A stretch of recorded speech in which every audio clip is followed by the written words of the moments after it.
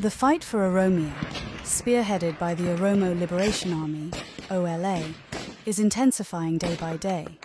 The iconic anthem, "All Roads Lead to Finfinne," underscores the strategic goal of securing control over the 5 main routes to Finfinne, Addis Ababa, the current capital of Ethiopia. Should the OLA succeed in controlling these crucial routes, it would signify the demise of colonial Ethiopia and herald the liberation of Oromia and its people.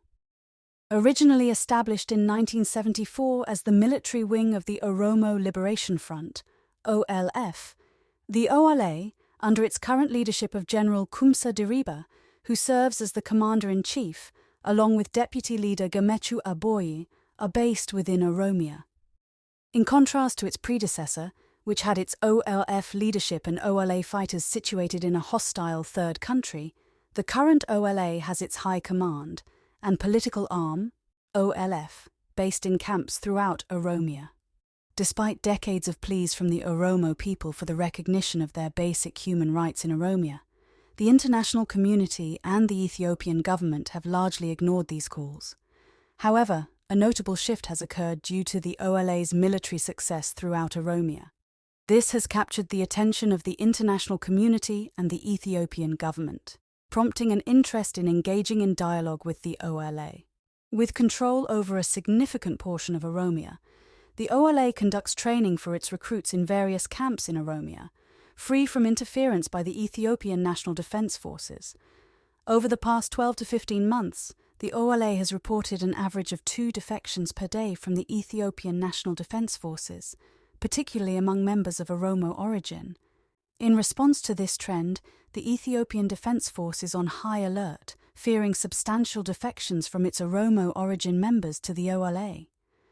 As a precautionary measure, the Ethiopian Defense Force has undertaken actions such as disarming, arresting, and killing numerous members in an attempt to stem the tide of defections.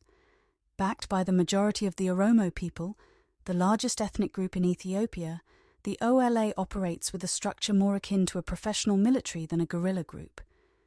The organization maintains educational camps for various purposes, including training military officers, instructing new recruits, managing city administration, and dealing with prisoners of war.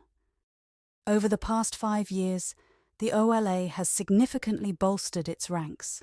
The OLA's fighters are organized into squads, platoons, battalions, and brigades, demonstrating a structured and hierarchical approach.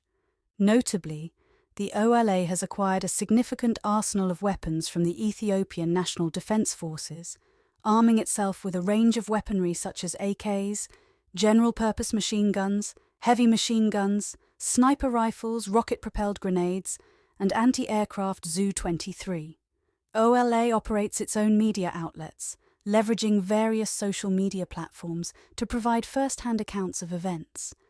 The organization issues a daily news report covering current events in Oromia, detailing military operations, conducting interviews with prisoners of war, POWs, and hosting weekly Zoom meetings.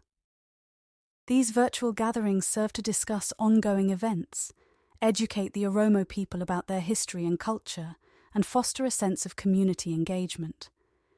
As the Ethiopian government grapples with a loss of control in the Tigray region, compounded by repercussions from its alliance with the Eritrean government and the emergence of extremist Amhara militiamen created to combat the Tigray Liberation Front, TPLF, its influence further diminishes in the Oromia and Amhara regions.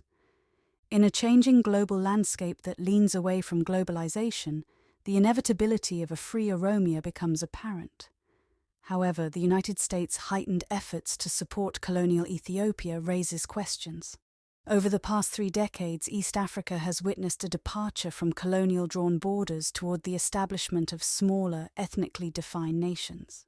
Sudan's further fragmentation seems likely. Somaliland has maintained independence since 1991, despite lacking UN recognition, and Tigray is moving towards declaring independence from Ethiopia.